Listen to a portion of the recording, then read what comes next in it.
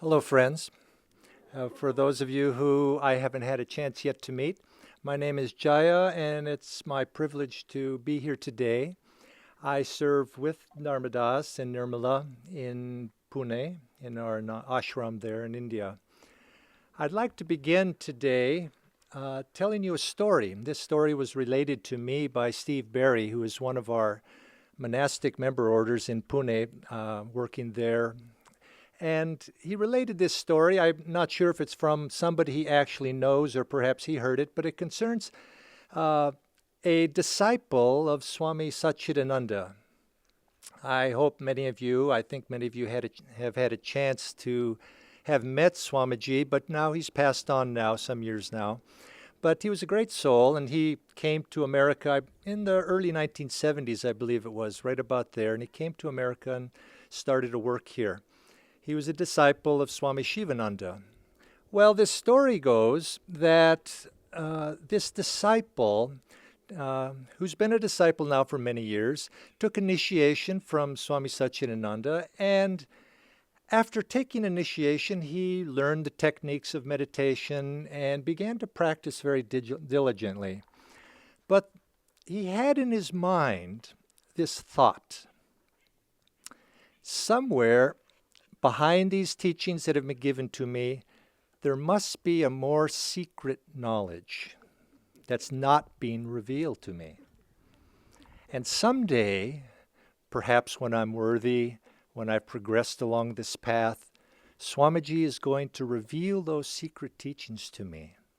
And then I will be able to make truly deep progress. And now he continued, of course, on his meditations day by day and served wonderfully, became a very dear disciple. But yet this thought was always in his mind, someday, when's that day going to come when the true teachings are going to be revealed to me? Well, days, years, weeks, months, all passed. Finally, after many years, this was at the ashram in the eastern part of the United States where Swamiji has an ashram, still has that ashram there. There was a meditation, a group meditation perhaps it was in the quarters of Swami Satchidananda. There was a group there meditating, perhaps it was a long meditation. And this disciple was meditating. And the meditation went on for quite some time. And finally, as much time passed, he looked about, and he saw there was only a few people left in the room. Continued meditating, looked around again. One by one, the other disciples began to leave, till there was only 2 others there. So he continued, closed his eyes, meditated some more, looked up, there was only one more. And that disciple finally too got up and left, until he looked about, and the only ones in the room were Swami Satchidananda and himself. And he thought, oh, this is the day. And he had this thought went through his mind. And Swamiji opened his eyes, looked at him sitting there, and slowly began to rise. Step by step, he came toward the disciple, and the disciple was, oh, this is the day when the true teachings will be revealed to me. And he began to think this thought, and he was so excited with this thought. Swamiji approached, finally came up to him, leaned down into his right ear, and whispered the words, "Take it easy," and exited the room. I think that's a wonderful story. The meanings behind that now, I heard that story and I began to think, and I was putting myself in that disciple's place, and I was thinking, now what were the lessons from that? And since I only have a few minutes, I cannot go into all of these lessons, but think about it. I offer it to you. You might think, what were the lessons that disciple, what was Swami saying in that moment? Take it easy. You could see that on many, many different levels. But hearing that story, shortly thereafter, I was reading the Bhagavad Gita, and I was reading the stanzas there in the 18th chapter, and I came across Swami's definitions, our Swami's definition of the nature of action, sattvic action, rajasic action, tamasic action, and he describes there in the Gita the difference between those two, or three. And he describes sattvic action. The nature of sattvic action is always accompanied with a sense of ease. Rajasic action, on the other hand, is always accompanied with a sense of effort. And isn't this strange? Because so often when somebody asks us how we're doing and we like to tell other people how things are progressing, we like to tell how much effort and work we're putting into it. And isn't it really in our minds we have a sense of virtue? When you say, oh, I've been working so hard, I've been struggling, it's been, I've been climbing these mountains and sweat's been pouring off the brow. We like that. We like that. Now, people ask me this all the time. I come back from Pune once a year usually. People will ask me, well, Jaya, how's it going? Somehow it just doesn't seem right for me to say, well, I've been taking it easy. Just doesn't sound right. What kind of badge of honor is that? I'm taking it easy over in Pune. But yet, I have to say, in some ways, I have been taking it easy. I have a very dear friend in Pune, and his man's name is Hari Sharma. And Hari is a villager from Bihar, and he's accompanied us to Pune to he's become slowly as a worker, he's become our labor supervisor of village labor. And I love Hari dearly. And we go out to our property on a daily basis. But we have a little game almost that's being played. It's a serious game, but it's become a little bit humorous to me. Unbeknownst to Hari, I haven't told him it's serious. I mean, it's not serious to me, but he will call me just about every day when we're somewhere. He says, Jaya Saab, we have problem. Big problem. And every day, big problem. And I will say, yes, Hari, what is it? And then he will describe what it might be. And I say, oh, Hari, what are we going to do? What are we going to do with this problem? And he says, oh, here's what we're going to do. And then he tells me, what the solution is. And day after day, and you can think about your own life. And I've often said this myself in my own life. It's become a mantra, you might say, associated with me. Life is just a series of one problem after the next. Isn't it so? I've said that many times to myself. Perhaps you've noticed it a little bit in your life as well. One problem after the next. But if we really look closely, we could say, life is just a series of one solution after the next. Why not say it that way? One solution after another. Doggone, one solution after another, day after day. And it's true. Every problem you've probably had, or certainly most of them, there's been probably a solution for that too. And so the same thing for me, day after day, solution after solution comes and goes, and life becomes a flow. Now, why is it that the Gita says that? When you do sattvic action, it is a sense of ease accompanies that. Whereas when you have rajasic action, there's a sense of effort. That effort that we sometimes like to think of ourselves making, but it's really ego action. Rajasic action is ego-motivated action because there's a sense of I. I am struggling. I am working. I am doing. I am accomplishing. I am failing.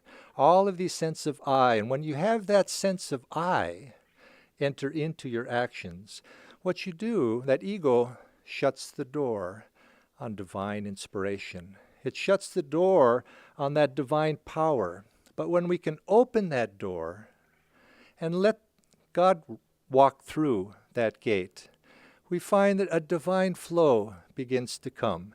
And day by day, solutions come. And if you look back in your life, solutions will come. You don't always know what they'll be, but sure enough, your life has probably been a succession of solutions. And if we can allow ourselves in the moment to live in that type of consciousness, we'll find that life takes on an ease that we hadn't anticipated. So try this. And I mention it in this regard of this story I've told because I think we need to relate this as well to our Kriya practice. Oftentimes when we practice our Kriya, I notice in myself, and of course checking other people's Kriyas, teaching Kriya, I notice people struggle. I struggle sometimes too. But we struggle and there's a sense of effort. And this is in not only in Kriya, but in our meditation, in our spiritual practices, where there's so much effort. And in that effort, what happens? Tension arises. And whenever you have that tension, whether it's physical, psychological, emotional, that tension shuts the door on the divine solution that you're trying to draw. So we have to open that door. We have to be able to find ways to explore that. And I invite you to think about that as you're practicing Kriya. Try to do Kriya, meditation, spiritual practice. Invite a sense of ease. And that comes when we feel that God is working through us. There is a divine power that works through us. And we know, as Swami says in the Raja Yoga series, he says one sign of spiritual progress is to come to the realization that there is an ever-growing sense that it is God's power working through you in your daily life. Feel that power and see your life as easy. And you'll feel a sense that, yes, I'm taking it easy now. And you'll find that life goes much more smoothly. I'd like to tell one final little story. Well, I have a few minutes left here. That a fellow came up to me in Pune after a class, and he challenged me. Now, Indians oftentimes at these types of classes can be quite challenging with their questions, much more so than I found in the West. They don't mean it aggressively, although it can be an aggressive question, but there's just a tendency, there's a tradition to challenge teachers with your question there, more so than in the West. And so the fellow comes up to me and he says, "Show me your powers." It's after a discourse. Now, of course, I was sort of taken aback for a moment. And I says, "I'm sorry, sir, I have no powers." He says, "What? You mean to tell me you've been practicing these techniques and things for 35, 40 years and you have nothing to show for it?" Nice question. And I thought, the only thing I could say is, "Well, sir, I may not have powers that you're looking for, but maybe I have one." He says, "I can choose to be happy."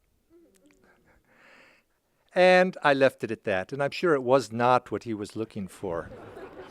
But nevertheless, I thought it was a good question, because I went home and I swear for weeks after that, weeks, I began to think about this. 35 years, 40 years, and I don't have nothing to I had nothing to answer this fellow. He caught me off guard in a sense. What could I should prepare something better for that.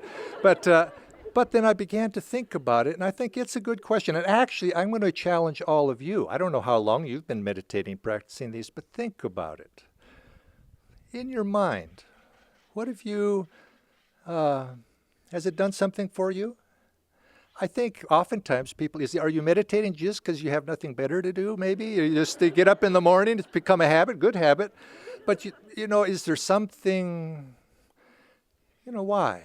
Now, I don't want to explore all that, but I invite you to think about that, because I found it a very challenging question, because I began to think about it again and again. And I realized that, yes, I had gained something. I had gained perhaps my little simple answer to this fellow of being able to choose to be happy was something. But I realized that I could choose. I was happy, and I could choose to be happy. But then, interestingly, another thought followed that. When I realized I actually did have that power to choose to be happy, I noticed I didn't always choose it. I sometimes choose to be miserable, maybe. Why do I do that? Why? Why do I choose to be unhappy at times? And I began to look at my life and I see, yes, day to day, sometimes I'm choosing this, sometimes I'm choosing this. And if I began to introspect and watch that, I began to say, no, I don't want to choose that. Because you see, there's something of a little bit of a satanic joy in being unhappy, kind of diving into that consciousness. And I said, no, I don't want that because it doesn't lead to what I ultimately want. I want a sense of grace. I want to live my life in a divine flow. And so I invite you, look at yourself, ask that question of yourself, and see what answers you come up with. I know, can you make that choice? And I think we all can. We all can make this choice to be happy, and I invite you to make that choice. And you'll find day by day, as you do, consciously, you'll find that you too will be taking it easy. May God bless you all.